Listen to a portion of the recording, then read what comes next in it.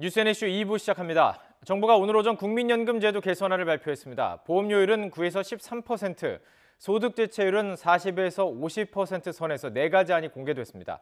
4가지 안 직접 들어보시죠. 하나의 통일된 대안을 만드는 것은 어려웠고 여러 대안을 제시하기로 하였습니다. 현행 소득대체율 40% 및 보험료율 9% 체계를 유지하되 앞서 말씀드린 급여 가입 제도 개선을 위한 정책을 우선 추진하여 실질소득 대체율을 제고시키는 방안입니다. 현행 소득 대체율 및 보험료율 체계를 유지하되 기초연금을 40만 원으로 인상하는 방안입니다. 노후 소득을 강화하기 위해 소득 대체율 인상이 필요하다는 의견을 반영하여 소득 대체율을 45%로 인상하고 이와 함께 재정 안정성 제고를 위해 보험료율을 21년부터 5년마다 1%포인트씩 인상하여 31년 12%까지 인상하는 안입니다. 보다 노후소득 보장을 강조한 안으로 소득 대체율을 50%로 인상하고 보험료율을 2021년부터 5년마다 1%씩 인상하여 2036년 13%까지 인상하는 방안입니다. 제주 예멘 난민 신청자 가운데 2명이 처음으로 난민 인정 지위를 얻었습니다. 제주출입국청은 지난 1월 제주도에 입국해서 난민 지위를 신청한 예멘인 480여 명 가운데 2명이 난민 지위를 인정을 받았다고 밝혔습니다. 이들은 모두 예멘 반군의 비판 기사를 썼던 언론인으로 법무부는 이들이 박해 가능성이 크다고 보고 난민 인정을 결정했습니다. 더불어민주당 홍영표 원내대표는 오늘 최고위원회의에서 12월 임시국회를 열어 유치원 3법과 산업안전보건법 개정안을 반드시 처리하겠다고 밝혔습니다. 홍 원내대표는 야 3당의 연동형 비례대표제 도입 촉구 농성과 관련해 국회 정치개혁특별위원회를 통해서 국민 동의를 구하는 논의에 나설 계획이라고 말했습니다. 자유한국당 나경원 원내대표는 연동형 비례대표제는 대통령 권력구조와도 관련되기 때문에 개헌과 함께 논의한다면 적극적으로 검토할 수 있다고 말했습니다. 나 원내대표는 국회 상임위원장, 상임위 간사단과의 연석회의에서 폭탄 돌리기처럼 하지 말고 정식으로 의원 정수를 얼마로 늘릴지, 권력구조와 관련된 것이니 개헌을 어떻게 할 것인지 이야기해야 한다면서 이같이 밝혔습니다. 지난 11일 충남 태안화력발전소에서 발생한 비정규직 노동자 김용균 씨 사망 사고와 관련해서 원청인 한국서부발전의 사고 축소 의혹이 제기됐습니다. 민주노총 전국공공운수노조는 작업 현장에서 3일 만에 간 동료들을 통해서 확인한 결과 석탄이 쌓여있던 현장이 깨끗하게 치워져 있는 등 서부발전이 현장을 훼손하며 사고를 축소하려는 정황이 드러났다고 주장했습니다. 또 현장 조사를 바탕으로 오늘 오후 서울에서 브리핑을 열고 고인을 죽음으로 몰고 간 직접적인 원인 등을 공개하겠다고 밝혔습니다. 1997년 이태원 살인 사건의 유족이 가해자를 상대로 낸 손해배상 소송이 받아들여지지 않았습니다. 이미 지난 2000년에 배상 책임을 인정한 판례가 있다는 이유인데 유족 측은 아직 한 푼도 못 받았다면서 억울함을 호소했습니다. 민사를 이겼는지도 우리는 몰랐어요. 그런데 이번에 이제 패터슨 구속되고 민사 청구하니까 그게 나타났다 그래서 그 당시엔 우리가 이긴지도 모르고 그냥 지나갔었어요. 재판도 안 받고 미국으로 그냥 갔는데 걔가 범인도 아니라 그랬는데 암만 미국에 재산이 있다 하더라도 집행이 되겠어요? 우리가 미국까지 가서. 최저임금 인상의 규모가 작거나 저임금 근로자 비율이 높은 업체에는 생산성 측면에서 부정적인 영향을 줄 수 있다는 연구 결과가 나왔습니다. 한국은행이 발간한 경제연구보고서를 보면 최저임금 인상 영향을 받은 근로자의 비율을 말하는 최저임금 영향률이 오르면 제조업 전체 생산성도 높아지는 것으로 나타났습니다. 다만 업종별로는 금속가공과 자동차, 1차 금속 등의 생산성은 개선됐지만 의복과 모피, 비금속 광물 등은 오히려 하락하는 것으로 조사됐습니다. 카카오 모빌리티 측에서 카풀 서비스 도입을 내년으로 늦추기 한 것을 두고 택시업계는 회의적인 반응을 보였습니다. 전국택시운송사업조합연합회 측은 YTN과의 전화통화에서 이번 결정에 큰 의미가 없는 말장난에 불과하다고 일축했습니다. 또 카풀 사업의 전면 철회 없이 단순히 시기만 늦춘 채 시범 사업을 계속 이어가겠다는 것은 크게 달라진 게 없다고 비판했습니다. 자, 이처럼 카카오가 오늘 17일로 예정됐던 정식 카풀 서비스를 연기한 가운데 여당과 정부가 당정 협의를 열었습니다. 더불어민주당 이해찬 대표와 카풀 택시 태스크포스 위원장 전현희 의원, 김현미 국토교통부 장관은 오늘 오전 국회에서 당정 협의를 열고 카풀 서비스 시간 제한과 산학금 폐지 등 타협 방안과 관련해 의견을 나눴습니다. 당정 협의 결과를 바탕으로 다음 주 정부 차원의 중재안이 나올 예정입니다. 배출가스 저감 장치를 조작해서 373억 원의 과징금을 부과받은 폭스바겐이 공정거래위원회의 처분에 반발해 소송을 냈지만 패소했습니다. 서울고등법원은 오늘 아우디 폭스바겐 코리아와 독일 본사 등이 공정위를 상대로 시정명령 등을 취소해달라며 낸 소송에서 원고 패소로 판결했습니다. 재판부는 폭스바겐이 높은 연비와 성능을 유지하면서 친환경성 기준을 충족한 것처럼 허위로 광고해 소비자를 기만했다고 본 공정위의 판단이 옳다고 봤습니다. 문재인 대통령이 창원 창동예술촌에서 64년째 운영 중인 향토 서점을 방문했습니다. 문 대통령은 서점이 단순히 책을 파는 곳이 아니라 지역 문화의 거점이라면서 시민들이 꼭 지켜달라고 부탁했습니다. 방문 현장 모습 함께 보시죠. 하다못해 연극 공연을 해도 서점이 먼저 포스터가 붙고 여기에 이제 문화예술인들이 모여서 서로 이제 정보도 나누고 이야기도 나누고 심지어는 무슨 문화예술 강좌를 좀 하고 이게 이 오래된 향토 서점이 책 파는 곳이 아니라 지역 문화예술의 상품 같은 곳인데 아까 그 나포동의 물건처럼 정말 우리가 아쉬운 거예요. 그렇죠. 그 부산 시민들이 살려야 되는데 못 살렸어요. 마산은 지키고 우리 창원은 지키겠습니다. 마산 창원을 지키겠습니다. 네, 감사합니다. 박수로 한번 부탁드리겠습니다. 시장님이 끝까지 살려주셨네요.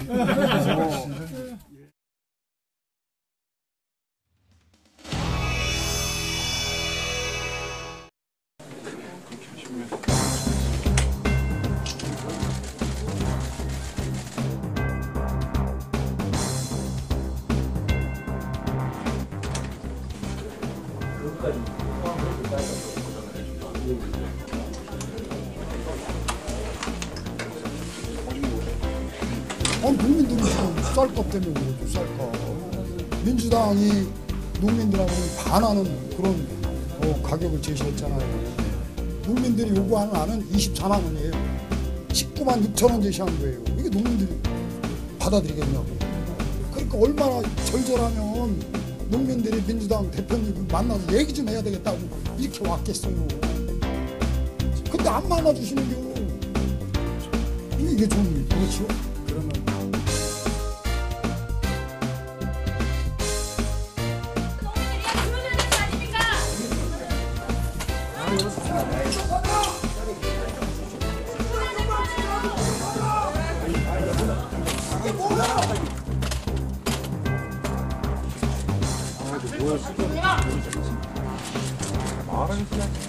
아니 나 저 전라도에서 왔는데요.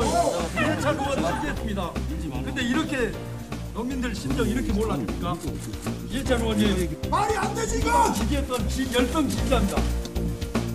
나쁜 놈 소리 들어도 치사하고 비겁하다 소리 적어도 듣지 말아야지. 말 한마디라도 하고 가십시오.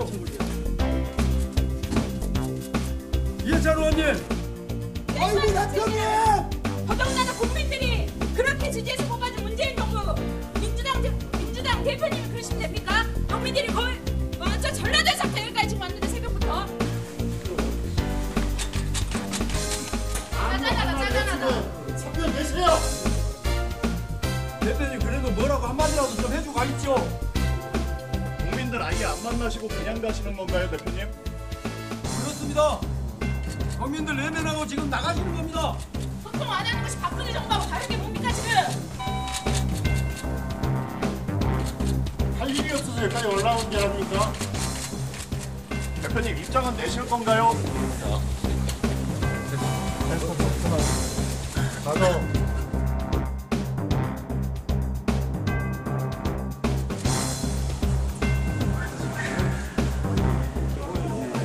엘리베이터 왜 그랬어?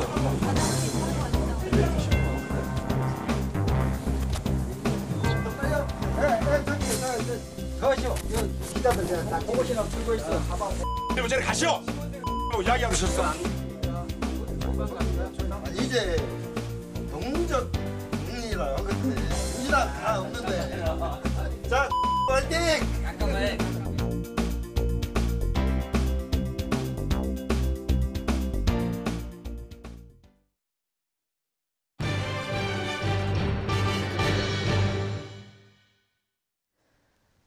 문재인 대통령이 집권 3년차를 앞두고 차관급 고위공직자 16명의 인사를 단행했습니다. 기획재정부 1, 2차관을 모두 교체했고 특히 청와대 비서관 출신 인사들을 주요 부처 차관에 배치한 점이 눈에 띕니다. 취재기자 연결해보겠습니다. 신호 기자, 김도원 기자. 예, 청와대입니다. 네, 자 문재인 대통령이 기획재정부를 포함해서 주요 부처 차관을 대거 교체했군요. 그렇습니다. 오늘 차관급 인사 16명이 새로 임명됐습니다. 기획재정부 1차관에는 이호승 청와대 일자리 기획비서관, 2차관에는 구윤철 기재부 예산실장이 임명됐습니다. 또 국무조정실 2차장에는 차영환 청와대 경제정책비서관이 임명됐고 과학기술정보통신부 1차관에는 문미옥 청와대 과학기술부장관이 임명됐습니다. 기재부와 국무조정실, 과기부의 청와대 참모진을 전진 배치한 건데요. 문재인 대통령의 뜻에 따라 정책을 만들었던 사람들이 직접 현장에서 구현해달라는 뜻이 담겨 있다고 김의겸 청와대 대변인은 설명했습니다. 네, 다른 부처 차관 인사도 좀 전해주시죠. 네, 순서대로 말씀드리면 황서종 신임 인사혁신처장, 윤종인 신임 행정안전부 차관, 김용삼 신임 문화체육관광부 1차관, 박선호 신임 국토교통부 1차관이 임명이 됐습니다. 또 김학도 신임 중소벤처기업부 차관, 정무경 신임 조달청장, 정문호 신임 소방청장, 김경규 신임 농촌진흥청장도 각각 임명됐습니다. 또 김진숙 신임 행정중심복합도시 건설청장, 이병구 신임 국가보훈처 차장, 엄재식 신임 원자력안전위원장, 김일재 신임 개인정보보호위원회 상임위원도 각각 임명이 됐습니다. 네, 자 김도원 기자, 연말에 이렇게 대규모 차관 인사를 단행한 배경에 대해서는 어떤 해석들이 나옵니까? 네, 이제 보름 정도가 지나면 이제 집권 3년차를 시작을 하게 됩니다. 연말에 이렇게 대대적인 차관 인사를 단행하게 된 것은 내년에 혁신 성장과 소득주도 성장에서 가시적인 성과를 내고 경제의 활력을 되찾겠다는 문재인 대통령의 의지의 표현이라는 해석이 나옵니다. 특히 기획재정부 1, 2차관을 동시에 교체한 건 올해 경제 성적에 대한 대통령의 평가를 반영한다고 볼 수도 있습니다. 또 경제정책 기조에 대한 이해도가 높은 청와대의 참모진들을 기재부와 국무조정실, 과기부에 전진 배치함으로써 정책의 실행력도 높인 것으로 해석됩니다. 이번 차관급 인사로 청와대 비서관 3자리가 공석이 되면서 집권 3년차를 앞두고 조만간 청와대 참모진 개편도 이어질 전망입니다. 지금까지 청와대에서 YTN 김도원입니다. 마크 램버트 미 국무부 동아태 부차관보 대행이 최근 베트남을 방문한 것으로 확인돼 2차 북미 정상회담 후보지를 답사한 것이란 관측이 나왔습니다. 워싱턴의 한 소식통은 램버트 부차관보 대행이 지난주쯤 베트남을 방문했다면서 통상적인 외교 활동의 일환으로 안다고 밝혔습니다. 그러면서 램버트 대행은 그동안 각국을 돌며 대북 제재 이행 등을 촉구해왔다고 설명했습니다. 하지만 램버트 대행이 북한과 한반도 문제를 전담한다는 점에서 그의 이번 방문은 2차 북미 정상회담 후보지에 대한 사전 답사 성격이 아니냐는 관측이 제기됐습니다. 네, 이런 가운데 베트남 정부가 2차 북미 정상회담 유치 의사를 피력했다고 미 CNN 방송이 보도했습니다. CNN은 베트남 고위 당국자들이 2차 북미 정상회담을 자국에서 개최하는 데 대한 관심을 한국 측에 전달했다고 우리 정부 소식통을 인용해서 전했습니다. 다만 2차 북미 정상회담의 시기는 김정은 위원장의 서울 답방 시점에 영향을 받을 수 있다고 덧붙였습니다. 남북이 이번 달 26일 북한 개성 지역 판문역에서 남북 철도와 도로 연결 착공식을 열기로 합의했습니다. 대북 제재로 공사를 시작하기 어려운 만큼 착공식 이후에도 크게 달라지는 것은 없겠습니다만 남북 정상의 평양 선언은 지킬 수 있게 됐습니다. 김지성 기자입니다. 남북이 올해를 닷새 남겨둔 오는 26일 철도도로 연결 착공식을 열기로 했습니다. 장소는 북한 개성 지역 판문역으로 북측 경의선 철도 최남단역입니다. 참석자는 남북 각각 100명으로 하되 누가 참석할지 등은 계속 협의하기로 했습니다. 실무회의 결과 착공식을 12월 26일 수요일에 개성 판문역에서 개최하기로 의견이 모아졌습니다. 남북 철도와 도로 연결 착공식 연내 개최는 지난 9월 남북 정상 간 평양선언 합의 사항입니다.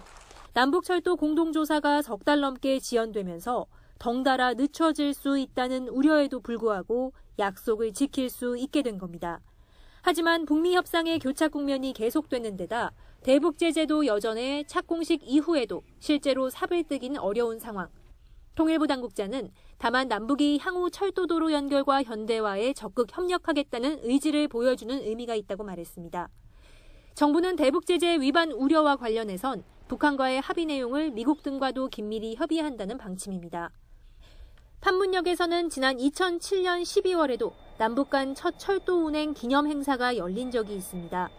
남북 화물열차는 이후 1년 동안 매일 한 번씩 판문역을 드나들었지만 남북 관계가 급속히 나빠지면서 정기 운행은 중단됐습니다.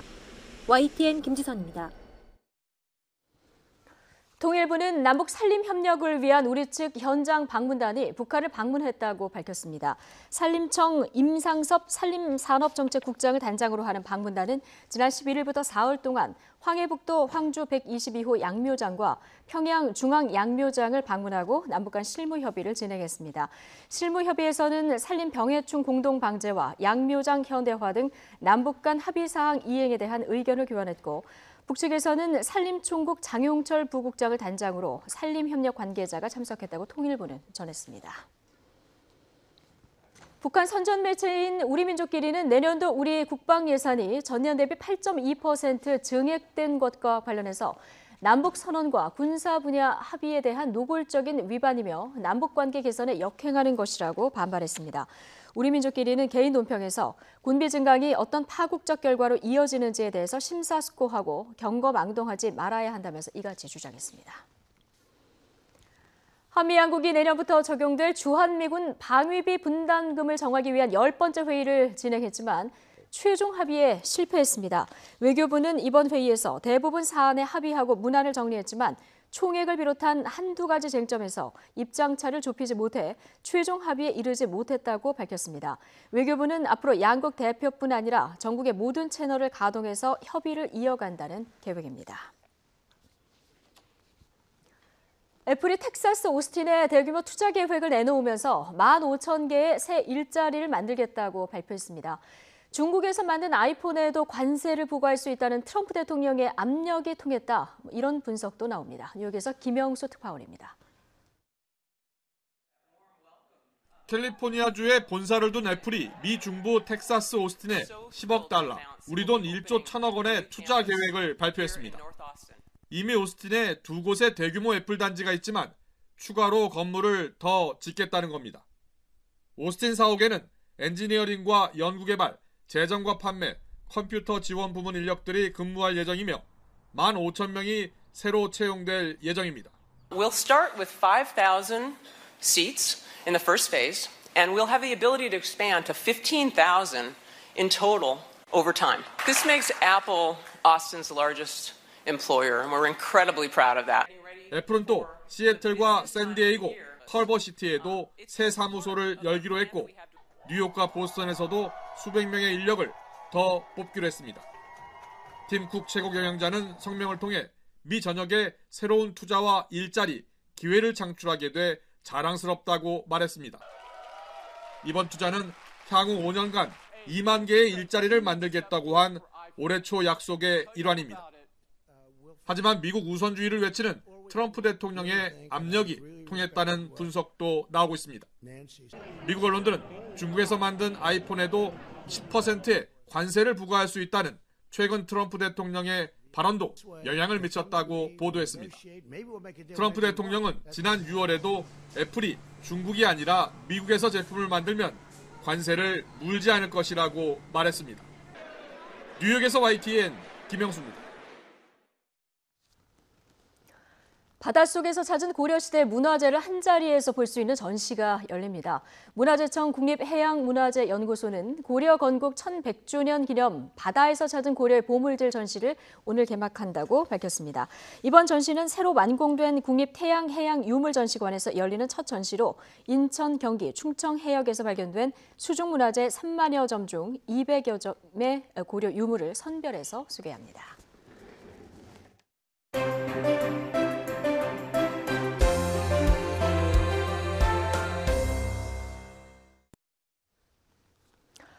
문재인 대통령의 국정 지지율 취임 후 가장 낮은 45%로 떨어졌다는 여론조사 결과가 나왔습니다. 국정 지지율 80%를 넘나들면서 고공행진을 벌였던 집권 초반과는 상반된 모습인데요. 이런 여론의 흐름 어떤 의미가 담긴 건지 최영일, 이종근 두 분 시사평론가와 이야기 나눠보겠습니다. 두 분 어서 오십시오. 안녕하세요. 예. 오늘 나온 갤럽 여론조사 결과인데요.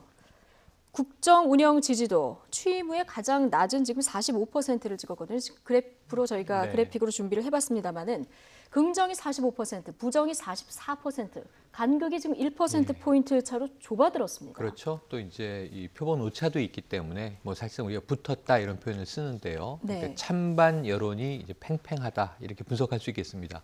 45%대로 떨어진 것은 어떤 의미가 있냐면 지금 문재인 대통령 지난해 조기 대선 때에 득표율과 이제 비슷해진 상황이거든요. 예. 그렇게 되면은 사실은 취임 이후에는 문 대통령을 찍지 않았던 국민들도 다수 문재인 정부의 출범, 문재인 대통령의 취임, 기대감이 한껏 높아서 80%도 넘겼던 때가 있습니다. 예. 올해만 해도 이제 71%, 주로 남북 관계의 평화 화해의 급전환에 대해서는 국민들이 환호를 했었죠. 예. 그런데 역시 우리가 늘 펀더먼털이 뭐냐 생각을 해봤을 때 경제인 것 같습니다.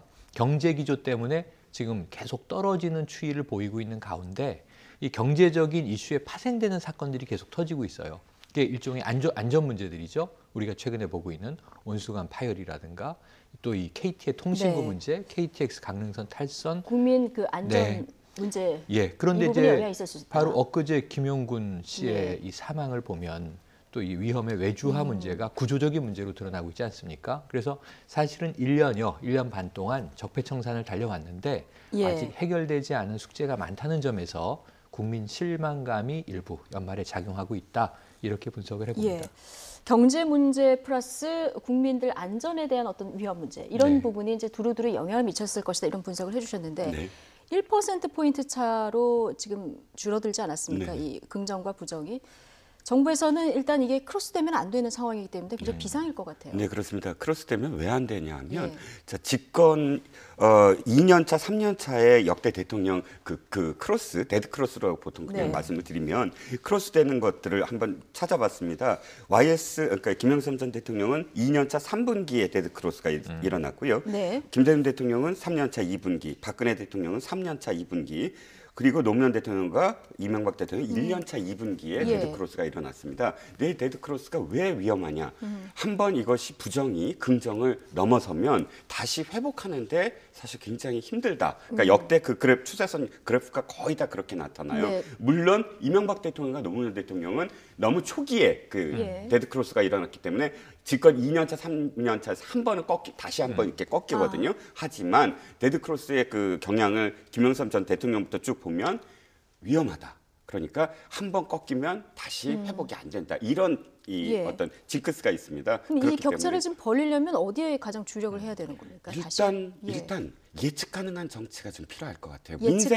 민생 부분이 조금 불안해지고 있다. 지금 평론가님 말씀하셨지만 온수관 파열이 사실 굉장히 그 불안한 심정입니다. 왜냐하면 전국의 16곳에 지금 노후화된 교체해야만 하는 곳에 그 온수관이 있다는 건데 그것을 지금 어느 지역인지 아직 제대로 발표도 안 하고 있거든요. 그런 불안감 그리고 KTX도 사실은 1년 전부터 만약에 이 선로 전기가 고장 나 있었던 상태라면 우리는 평창올림픽에서 대참사가 일어날 수도 있었다는 거 아닙니까? 이런 부분들이 사실은 경제에 대한 실망과 겹쳐져서 좀 이렇게 확대되고 있는 측면이 있어서 물론 문재인 대통령도 이거 심각하다라고 메시지를 지금 그 장관 회의에서 말씀을 하셨습니다만 좀 더 이런 어떤 불안한 감정을 민생 문제를 불안한 감정을 좀 누그러뜨리고 예측 가능한 부분에서 접근을 해야 되지 않을까 싶습니다. 근데 안전 문제 국민들이 굉장히 불안해하고 있는데 여기에 대해서 굉장히 어떻게 보면 구체적인 대책들이 나와야 된다. 이런 말씀이신데 정당 지지율을 봐도 지금 민주당도 조금 빠지는 추세고요. 지금 정당 지지율 주시면 민주당도 지난주보다 떨어졌고요. 떨어졌죠. 많이 떨어졌죠. 근데 한국당은 지금 2% 정도 오르는 이런 상황이거든요. 그러니까 그동안은 이제 민주당이 조금씩 뭐 소폭 하락 반등하고 있어도 자유한국당은 반사이익이 없다 그랬는데 이제 올 후반기 들어오면서부터는 그게 좀 이변입니다. 이게 지금 반사이익으로 가는 것 겁니까? 같습니다. 그래서 지금 이제 분석은 예. 이렇습니다. 뭐 이영자 얘기도 나오고요, 이남자 예. 얘기도 나오고요, 정치권의 신조어들이 나오지만 20대가 이탈하고 있다, 영남권이 이탈하고 있다. 문재인 대통령 경남 방문해서 김경수 지사의 힘을 상당히 실어주는 발언을 하셨는데 네. 그 이유가 뭔가를 보면은 지금 TK는 그렇다 치고 PK에서도 지지율이 이제 최저치로 내려가고 있는 현상이 나타나는 거거든요. 그리고 자영업자들, 뭐 소상공인들 지금 이제 들썩들썩하죠. 택시업계도 시끄럽죠, 연말에. 이런 것들을 보면 전반적으로 경제가 이 발화점이 네. 됐는데 퍼져나가는 양상이라는 거죠. 잡아야 되는데요. 저는 이제 이종구 평론가님이 말씀하신 아까 이 예측 가능한 정치, 여기에 더해서 뭐가 필요하냐면 문재인 대통령 혼자 더 뛰시기는 힘듭니다. 예. 대통령은 인간이고 한 몸입니다. 그러니까 대통령이 모든 최종 의사결정을 하고 정책에 대한 중요한 이 굵은 선들을 획을 긋지만 결국은 이 부처들이 뛰는 거거든요. 그런데 지금 질타를 받는 게 장관들이에요, 주로. 국토교통부에서 문제 터지죠. 또 환경 쪽 문제 터지죠. 고용노동 문제 터지죠. 근데 이러한 것들을 장관선에서 수습을 못하고 있어요. 그러다 보니까 어떻게 되냐면 경질론이 나옵니다. 최근에 이제 경제사령탑 2기로 넘어가지 않았습니까? 네. 근데 사실은 야당의 불만은 똑같죠. 사람은 바뀌었는데 정책은 그대로다. 하지만 결국은 누군가 책임지고 네. 옷을 벗어야 하는 상황이 등장하고 있는 거거든요. 그래서 저는 시스템 정치, 시스템 행정으로 좀 가야 한다. 장관들이 더 뛰어줘야 한다. 그동안 1년여 동안 문재인 대통령은 어찌 보면 안보와 평화 그리고 통일 문제에 거의 매진하고 있었는데 국내 내치가 허물어지고 있었던 거예요. 이런 부분들에 대한 좀 획기적인 전환이 필요하다고 지적할 수 있겠습니다. 예, 이 한국당의 소폭의 지지율 인상, 지금 원내대표가 바뀌지 않았습니까? 네. 이 부분이 좀 반영이 됐다고 보십니까? 네, 저는 충분히 반영이 됐다고 예. 보고요. 2%포인트가 오른 것보다 더 중요한 건 추세선입니다. 네. 지금 자유한국당의 이 지지율 변화는 계속 오름세예요. 저 추세선이 14%에서 19%까지 가면서 한 번도 이 조정을 거치지 않았거든요. 그러니까 한 번 뭐 주춤한다든지 이러지 않고 계속 지금 오르고 있어요. 거의 한 5주차 정도, 4주차, 5주차 정도 계속 오름세인데 그간 무슨 일이 있었나 이렇게 되돌아보면 사실 아주 큰 뭐 이벤트 같은 건 없었습니다. 그런데 일단 김병준 위원장이 상황 관리는 하고 있다. 그러니까 그 직전을 보면 굉장히 막말 정치나 혹은 개파간의 싸움이 너무 도드라졌는데 김병준 위원장이 잘한다, 무엇을 잘한다는 인상을 주진 않지만 그럼에도 불구하고 상황을 계속 유지하고 있다라는 그런 점에 더해서 어쨌든 나경원 원내대표의 이 효과가 분명히 포함되겠죠. 그리고 그 다음에는 이제 가장 중요한 건 전대입니다. 전대를 포함해서 자유한국당이 뭔가 변화가 있겠지. 그럼 총선 때까지 어떤 변화가 있을까라는 그래도 기대를 한번 해보자라는 마인드가 바뀌고 있다. 완전히 실망하는 데서 좀 지켜보겠다라는 마인드. 이런 민심이 지금 반영이 되고 있는 게 아닌가 싶습니다. 이종근 실장님 오늘 목이 많이 안 좋으신 건데 물 좀 드시고요. 예. 근데 뭐 지금 친박 목소리가 커지는 상황에서 이게 한국당 앞으로 어떻게 될지 이 부분은 저희가 잠시 뒤에 조금 더 자세히 짚어보도록 하고요. 지금 뭐 정부 여당에 대한 민심도 싸늘합니다만 국회에 대한 여론도 굉장히 싸늘한 이런 상황 아니겠습니까? 지금 손학규 이정미 대표 단식 9일째 접어들었는데 달라진 게 지금 아무것도 없습니다. 달라진 게 없습니다. 그나마 한 가지 전환이라면 예산 처리를 뭐 더불어한국당이 등장 이렇게 이제 처리가 됐고요. 후폭풍이 큰 상황에서 야3당은 이 단식 투쟁에 들어갔는데 두 당의 대표가 단식 중입니다. 그런데 여기서 한 가지의 전환은 민주당이 연동형 비례대표 대통령 공약 아닙니까? 아니 우리는 권역별 비례대표인데요. 라고 이제 좀 차이를 오히려 강조하다가 수용을 했어요. 그러니까 민주당의 수용까지는 이제는 연동형 비례대표제가 흐름이다라고 읽을 수 있는데 자유한국당의 설득이 지금 이제 돌파가 안 되고 있는 거죠. 근데 이건 이해가 됩니다. 왜냐하면 원내대표 경선 엊그제 있었고요. 이런 이제 여러 가지 당내 변환 상황에서 또 김병준 이제 비대위원장과 이 나경원 신임 원내대표가 어떤 각을 혹은 통합하느냐 대립하느냐 그게 지금 아슬아슬한 시기란 말이에요. 그러니까 당내 상황이 급하다 보니까 조금은 기다려줄 수밖에 없는 상황인데 결국 각인 가리라고 보는데 민주당이 지금 꺼낸 카드는 자유한국당 빼고 네 당이 가자 이렇게 돼 있습니다. 근데 그게 그 또한 풀기가 쉽지는 않거든요. 그래서 저는 이 교착 국면, 국회 내 문제가 오래 갈 걸로 보는데 하다못해 사립유치원 3법이라도 임시국회에서 12월에 빨리 처리해 주면 모를까. 그렇지 않다면 전 국회의원 세비 올림 문제를 포함해서 연동형 비례대표제가 어쨌든 의석이 좀 늘어나는 것을 전제로 하고 있다는 점에서 국민 설득, 국민 동의에 문제가 생길 수 있다. 이 적신호를 좀 국회가 빨리 예. 파악하길 바랍니다.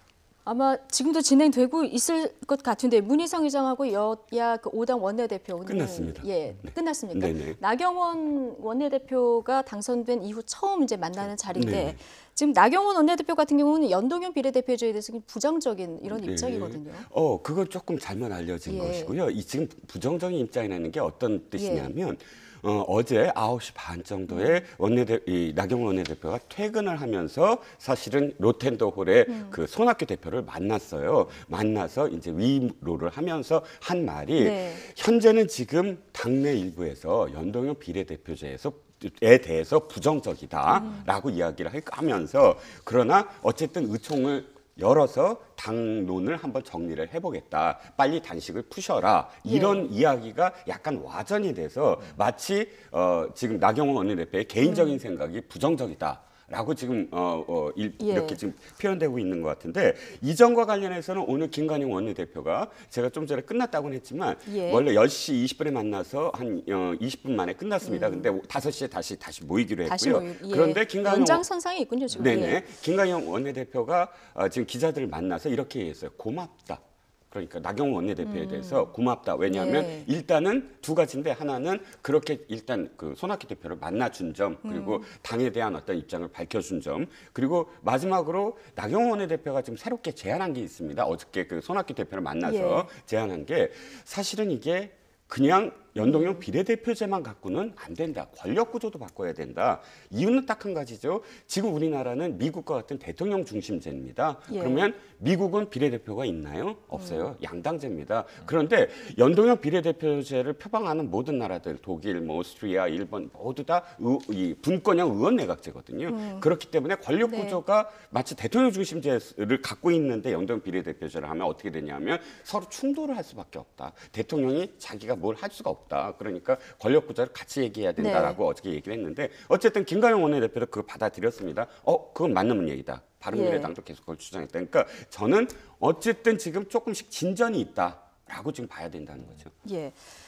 지금 민주당은 한국당 빼고 4당만이라도 논의를 하자 네네. 뭐 이런 입장인데 심상정 의원 얘기를 들어보면 이렇게 가는 것은 한국당의 답을 기다려주지 않으면 안 된다. 이런 맞습니다. 지금 입장인 거잖아요. 심상정 의원은 한국당을 그냥 뛰어넘지 말자. 예. 설득을 해봐야 그렇죠. 우리 쪽의 명분이 더 생긴다. 지금 이 과거에 패싱이라는 논란이 많지 않았습니까? 그러니까 자유한국당 패싱 4개 당이 의기투합하면 이게 가결시킬 수 있다. 이렇게 가면 오히려 자유한국당이 더 반대할 수 있는 빌미를 주는 것이다. 그러니까 한 번 더 유화적인 이 설득을 우리가 해보고 그래도 안 되면 4개 당이 갈 수 있지 않느냐. 그러니까 심상정 의원의 얘기는 정치적으로 상당히 좀 성숙한 이야기라고 들려요. 그래서 자유한국당을 한번 설득하기 위한 노력을 민주당이 앞장서고 나머지 이제 3당이 합쳐서 해볼 수는 있는데 지금 자유한국당의 여지가 잘 안 보이는 거고 지금 아까 이 실장님 말씀하신 부분 연동형 비례대표제를 관철시키기 위해선 내각제로 가야 한다. 거대 담론이 되는 거예요. 그러니까 답이 또 없는 거예요. 더 풀기 어려워지는 거죠, 그러면. 그러면 개헌을 왜 안 받았느냐 이 문제가 된단 말입니다. 그러니까 이제 정부안 개헌은 벌써 냈는데 올해는 물 건너가지 않았습니까? 사실 홍준표 대표 체제에서 지방선거 전에 개헌 논의하는 거 이거 정치적인 공방 아니냐? 우리가 이 지방선거에서 함께 개헌을 안 하겠다고 하지만 개헌 포기가 아니라 연말에 논의하겠다. 연말에 개헌 얘기가 어디 있어요? 지방선거 끝나고 개헌 얘기 거의 국민들 못 들어봤습니다.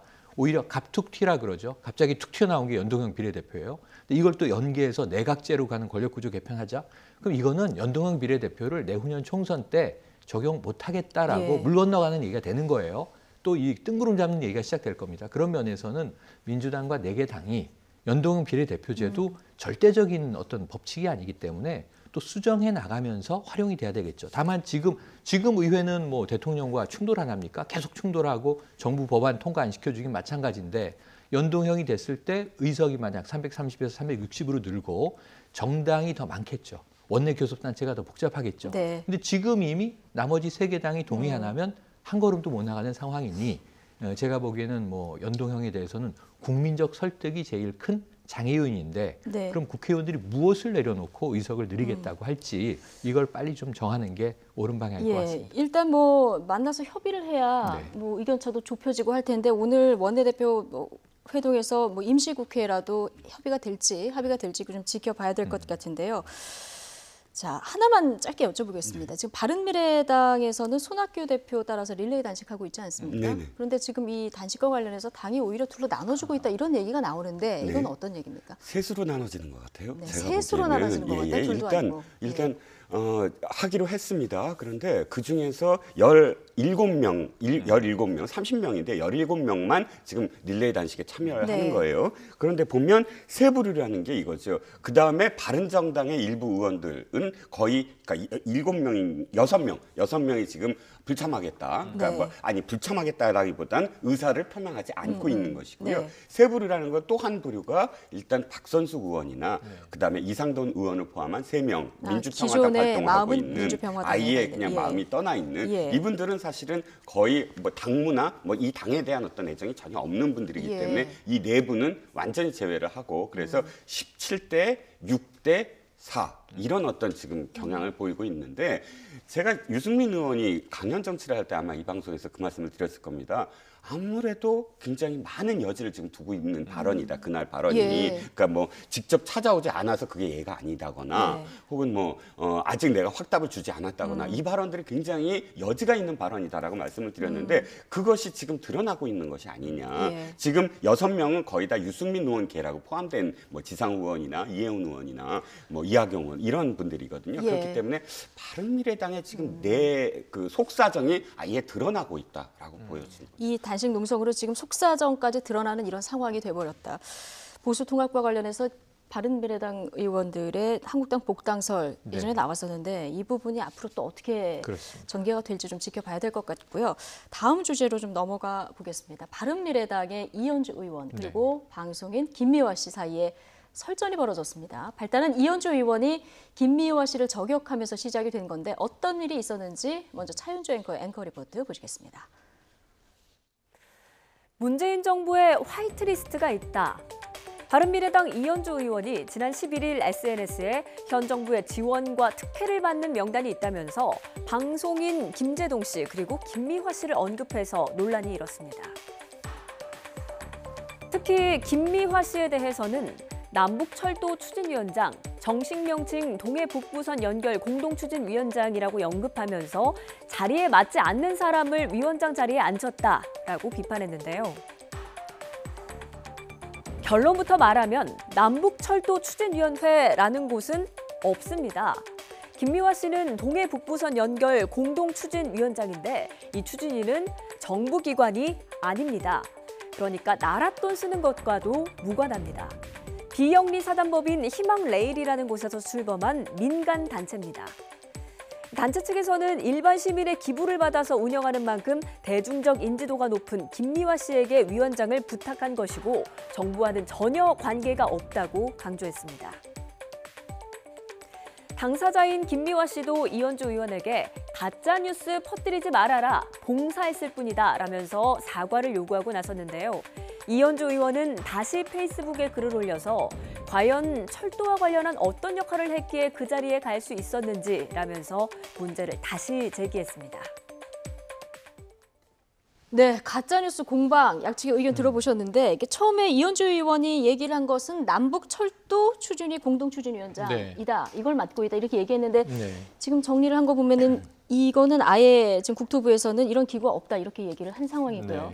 김미화 씨가 맡고 있는 거는 동해북부선 연결 공동추진위원장. 그런데 이거는 이제 정부 기구는 시민단체인 아니다. 거죠. 시민단체. 네, 사단법인 희망레일, 말 그대로 희망레일이라는 이제 시민단체가 그런 이름을 이제 붙인 자리를 만들어서 김미화 씨가 이제 인기 연예인이니까 홍보대사격으로 여기에 기부를 통해서 운영되는 시민단체이기 때문에 그렇게 이제 내세웠다라고 하는 걸 이 조직도 밝히고 있고 단체도 김미화 씨도 이제 명확히 하고 있는데 지금 이현주 의원의 글들만 쭉 보다 보면은 정부의 무슨 이 요직에 공직에 이제 김미화 씨를 앉힌 것 같은. 그러니까 사실은 누가 봐도 전문성이 없죠. 최근에 코레일 사장이 사직하는 거 보세요. 전문성이 없는 정치인이 와서 왜 이 철도 회사의 사장을 맡느냐. 그러니까 이런 노후화된 시설 사고 터지는 거 아니냐. 책임지고 물러나지 않았습니까? 연예인이 저런 이 직을 맡는다. 홍보대사까지 모르겠어요. 이런 프로그램이 있으니까 국민들에게 캠페인을 합니다. 근데 그게 아니고 무슨 직책을 맡는 것은 문제가 있고요. 이현주 의원이 이제 잘못 알고 쓴 것으로 보여지는데 김미화 씨가 거기에 대해서 가짜 뉴스다. 사실은 이렇다. 그러니까 사과하시오. 근데 문제는 그 다음에 이현주 의원의 사과 안 반응이 하고 문제예요. 팩트가 궁금하다 이렇게 또 한 발 더 나왔습니다. 그러니까 쓴 글을 보면 이런 이야기가 있는데 진실이 궁금합니다. 그랬으면 모르겠는데 그냥 마치 기사처럼 인용을 해서 썼어요. 사실인 것처럼.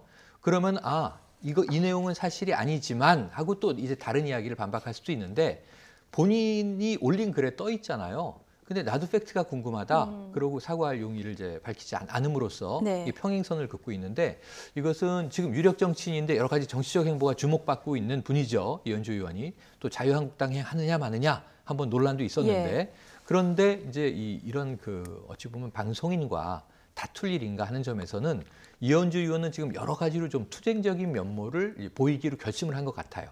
그 여러 가지 소재들을 이제 활용할 수 있습니다. 그럼에도 불구하고 나중에 팩트가 아닌 가짜 뉴스를 먼저 올려놓고 거기에 대해서 이제 사실 정정 지적을 받았는데 사과 없이 그냥 이걸 밀고 나가는 것은 좋은 모양새는 아니다 이런 생각이 듭니다. 지금 이현주 의원이 얘기하고 싶은 거는 이 정부에 지금 화이트리스트가 있다 이 얘기를 지금 하고 싶은 거 아니겠습니까? 네, 그렇습니다. 화이트리스트 하면 그 박근혜 정부에서 그러니까 문화체육관광부에서 시민단체나 혹은 그러니까 자신의 어떤 정부의 또 진영이라든지 혹은 방향과 일치하는 시민단체 또는 이 문화단체에 적극적으로 정부의 돈을 지원하게 만들었다. 그 리스트로 이런 그 표현으로 이제 화이트리스트가 주장을 하고 싶은 거죠. 그런데 사실 이현주 의원이 이거는 쿨하게 사과를 해야 될 문제일 것 같아요. 정확하게 내용을 들여다보니까 동해북부선 연결추진위원장이라는 이름이 아마 오해를 낳을 수도 있는데 중요한 건 민간단체인데 전혀 정부의 지원이 없었다는 것이고 또 거꾸로 정부의 지원을 받는 것이 아니라 기부를 받아서 강릉에서 제진까지의 110km만 연결하면 동해 북부선이 완전히 남북한에 연결이 되므로 모금을 하는 2조 원의 1%를 우리가 시민들이 모금을 해보자 하는 그런 의도로 아마 만들어진 단체로 지금 알려졌습니다. 이건 팩트인 것 같아요. 많은 보도가 이어졌고 또 통일부에서도 확인이 됐고 했기 때문에 결정적으로 어쨌든 정부의 지원을 받지 않지 않았습니까? 그리고 그 안에 어떤 활동들이 정부와 전혀 이렇게 연결돼 있는 지점이 없기 때문에 이건 쿨하게 사과를 하셔야 되겠어요. 팩트는 이미 나왔기 때문에 이현주 의원이 이 부분은 쿨하게 사과할 부분이다 이렇게 보시는 거군요. 알겠습니다. 다음에 자유한국당 이야기로 빨리 좀 넘어가 보겠습니다. 당협위원장 교체 명단 지금 내일 원래 발표될 예정이었던 원래는 내일 거죠? 15일이 예정입니다. 그러니까 지금 늦어지고 있는 거죠. 근데 이게 지금 돌아가는 분위기로 봐서는 내일 발표가 될 수 있을지 원안대로 발표가 될 수 있을지 궁금합니다. 그러니까 지금 이 사건의 발단 다시 어디로 가냐면 이제 조강특위 전 의원, 전원책 변호사 영입할 때 그때 우리가 외주를 받았는데 다시 외주화했다. 외주에 외주하다 이런 얘기를 한 게 이 조강특위 위원으로서 이 전원책 변호사가 한 이야기가 전당대회 2월에 못한다. 6월이나 7월로 미루자. 그리고 박근혜 관련 끝장 토론도 해야 되고 내부의 가치 정립 다시 해야 된다. 아주 원론적인 얘기를 했는데 김병준 비대위원장이 그 일부는 다 나의 권한이고 내가 이야기했던 것들이고 조강특위의 역할은 뭐냐. 사실은 냉정하게 말하면 살생부를 작성하는 것이다. 12월 15일까지 이거 해야 된다. 근데 전당대회에 늦출 수 없다. 그럼 2월에 전당대회 하려면 당협위원장 지금 전원 없어요. 당협위원장이. 일괄 사직서를 받아갖고 있는 상황입니다. 그럼 일부는 살려서 돌려주고 일부는 대체해야 되는데 여기서 계속 얘기하는 인적 쇄신, 물갈이 이야기가 나오는 거 아니겠습니까? 그럼 이제 조강특위가 그 역할을 어찌 보면 좀 삐그덕했기 때문에 김병준 비대위원장이 원칙대로라면 내일 발표를 해야 되는 겁니다. 그런데 그게 지금 오늘 현재 시점으로는 좀 쉬워 보이진 않고요. 기일은 조금 미뤄지더라도 어쨌든 12월 내에는 발표가 될 텐데 그 명단의 뚜껑을 여는 순간 이제 당내에서는 지금 아까 지지율 쭉 오르고 있다고 말씀하셨잖아요. 이게 유보되고 있는 폭탄이에요. 이 명단이 열렸을 때 뭔가 사태가 터지는 겁니다. 20% 물갈이냐, 정말 50% 물갈이냐. 그것도 그 안에 물갈이라고 하면 대부분 친박이 포함됐느냐, 골고루 포함됐느냐. 그럼 당무감사를 기준으로 한다고 했는데 그 기준은 무엇이며 어떤 사람이 살고 어떤 사람이 죽었는가. 이게 이제 확인되는 순간 분란에 빠질 거거든요. 근데 이걸 아니하고 넘어갈 수는 없습니다. 이걸 아니하면 이제 비대위가 역할을 못한 거죠. 그래서 지금 제가 보기에는 내일 발표되긴 좀 어려워 보이나 초읽기에 들어갔다 이렇게 보입니다. 기한은 좀 연장될 수 있다. 이미 남아 있을 사람과 떠나야 될 사람 명단은 다 나와 있지 않을까 싶긴 한데 자, 이런 상황에서 나경원 원내대표가 지금은 군사 한 명 한 명이 굉장히 중요한 시점이다. 이 얘기를 했거든요. 그러니까 네. 현역 의원들 가능하면 물갈이하지 말아라 이런 메시지로도 들릴 수 있을 것 같은데요. 네, 어떤 의미에서는 말씀을 안 하셨지만 그게 이번에 원내대표 선거에서의 공약이었을 거예요. 네. 그러니까 뭐 표현은 안 하셨지만 바로 불안해하는 초재선들이 움직였다라고 표현을 하고 싶어요. 그러니까 물론 이게 진영에 무슨 뭐 친박이냐 비박이냐 이렇게 모였다라고, 그러니까 이 표가 결집했다고는 하지만 자유한국당 들여다보면 사실상 비박의 핵심들은 20명 정도, 그다음에 친박이라고 딱 모이는 건 약 한 30명 내외입니다. 그러니까 30명 약간 안 된다고 지금 표현해왔는데, 그럼 나머지 거의 한 68명 정도, 뭐 거의 뭐 한 60명 정도는 초선 의원 중심, 거의 초선 의원 중심인데, 사실상 이분들이 1년 동안의 어떤 의정 활동을 보면 특별하게 내가 친박이다, 특별하게 비박이다 이런 이 움직임은 없었어요. 그냥 자기가 필요에 따라서 또 자신들의 어떤 의지에 따라서 움직였거든요. 그런데 이번에 상당 부분 2배 차이가 나는 건 그 진영, 그러니까 그 초선 네. 의원들이 움직였거든요. 예. 이 사람들은 어떤 데 사실 마음이 움직였냐면, 김학용 의원이 되면 지금 김학용 의원은 김무성 의원과 친하고, 그러면 김무성 의원이나 혹은 조강특위가 계획하고 있는 친박계를 친다. 예. 그런 친박계나 혹은 또 다른 초선원들을 이렇게 이 현역 물갈이할 거 아니냐. 그러면 이건 견제를 해야 된다. 그러니까 이게 거의 첫 번째 이유가 아니었을까, 나경원 의원을 선택을 한. 네네. 그러면 나 의원 같은 경우는 거의 그것을 사실상 알고 공약이었을 있는데, 것이다. 예. 알고 있는데 첫 번째로 그 말부터 일단은 견제부터 하고, 그다음에 자기가 어느 정도는 뭐 협상을 하는, 또 물밑 협상이든 뭐든 그런 어떤 카드를 지금 생각하고 있는 게 아니냐라고 보여지는 거죠. 예, 이런 신경전이 계속되고 있기 때문에 말씀하신 대로 인적 쇄신안이 제대로 제 날짜에 뭐 조만간 발표가 될지 이 부분 참 물음표가 쳐지는 대목이기도 한데, 어쨌든 지금 나경원 원내대표 당선으로 친박계 연일 지금 목소리를 높이고 있는 이런 상황인데요. 대표적으로 친박 홍문종 의원, 과거 탄핵 백서를 만들겠다 이런 주장을 해왔었는데요. 최근 그 구상을 좀 실현에 나서는 것 같습니다. 자, 복당파 김무성 의원의 생각까지 함께 들어보시겠습니다. 탄핵에 대한 확실하고 분명한 우리의 백서를 만들어라. 확실하고 분명한 탄핵에 대한 우리의 입장을 얘기를 해야 된다, 이런 말입니다. 솔직히 말씀드려서 당을 다 나갔던 사람들이 말이죠. 탄핵에 앞장섰던 사람들이 들어와가지고 한 번만 반성하지 않고 말이죠. 박근혜 대통령보다 훨씬 더 탄핵감이 많은 정부가 이 정부 아닙니까? 하고 있는 거 보면. 그런데 그런 사람들이 뭘 비판하겠다는 거예요. 역사라는 것은 흐름이 있는 거 아닙니까? 선후가 있고 탄핵까지 가게 된 계기는 그 전 원인 제공이 있지 않겠습니까? 그런 거에 대해 총론적으로 이야기를 해야 된다는 이야기죠. 어느 한 부분을 가지고, 긴 역사의 흐름 속에 한 부분을 가지고 이야기해서 공방을 벌리게 되면 그 끝이 나겠습니까? 지금 그런 이야기 해봐야 우리 당의 결성에 무슨 도움이 되겠습니까? 네. 탄핵 백서를 만들겠다. 그리고 여기 탄핵에 찬성한 의원의 이름들까지 좀 네. 넣겠다. 이런 입장 들어보셨는데, 어쨌든 지금 한국당 무엇을 반성해야 되는가, 여기에 대한 이 목적어 무엇을에 대해서 잔류파하고 복당파 생각이 동상이몽인 것 같습니다. 네, 그렇습니다. 사실 첫 번째로 해야 될 건 지난 총선과 지난 대선과 지난 지선의 패배에 대해서 백서를 만들었어야 돼요. 예. 사실 정가에서는 이번에 문재인 대통령이 된 건 뭐 여러 가지 촛불도 있고 여러 가지 이유가 있지만, 결정적으로는 2012년 대선 때 패배한 이후에 제대로 백서를 만들었다. 그야말로 그 백서가 정말 처절한 자기 반성 이 들어가 있었다는 거예요. 그래서 그 반성 속에서 그 내용을 한 말씀만 드리면, 우리는 운동권 정당이었다. 이것을 탈피하지 않으면 안 된다. 라거나, 그러니까 뼈아픈 자성이 있었다는 거죠. 그런데 지금 자유한국당을 돌아다 보면, 새누리당부터 시절부터 쭉 보면 선거에서 연달아 지금 거의 5연패를 하고 있는데, 조그마한 보궐선거까지 한 번도 그거에 대한 반성이 없었어요. 반성은 없는데 탄핵을 이야기하겠다. 예. 그러면 홍문종 의원이 지금 얘기하는 탄핵 백서의 가장 큰 방향이 뭐냐면 탄핵은 잘못됐다라는 것이거든요. 네. 그렇기 때문에 아마도 자신의 생각일 뿐, 이건 지도부가 사실 결심을 해야 되는 문제라, 예.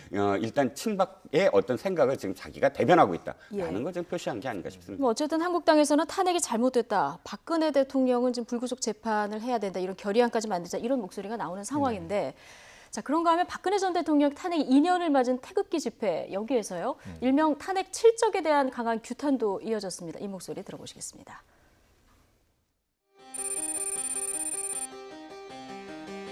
그 탄핵 소추안은 가결되었음을 선포합니다.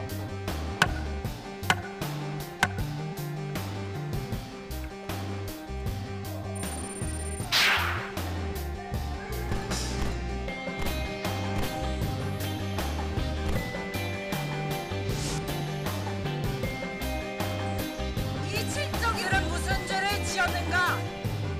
박근혜 대통령 탄핵을 최초로 주동하면서 가장 악질적인 이 칠정은 특히 그 죄질이 아주 나쁘다고 보기 때문에 이 탄핵 칠정이 나는 평화를 위해 최선을 다했다고 짓거리는 것을 용납하실 수 있습니까? 예, 탄핵 집회에서 태극기 집회에서 이제 탄핵 칠적 네네. 이 얘기까지 나왔고요. 퍼포먼스도 좀 진행되고 하는 모습 네. 보셨는데 이런 현상 어떻게 보세요? 저는 현장에서 광화문을 왔다 갔다 하면서 봅니다. 보셨어요? 섬뜩섬뜩하죠. 예를 들면 지금 우리가 5적, 7적 그러면 이제 뭐 친일 행적을 벌였던 과거에 나라를 팔아먹을 때 매국노 이야기와 함께 등장하는 적들이 아니겠습니까? 그게 국가의 적, 반역자들이라는 의미인데 여기 7적이 특이한 것이 7적이 누군가 이렇게 이 큰 트럭에 이 플래카드가 걸려 있고 이름이 써 있어요. 포스터에.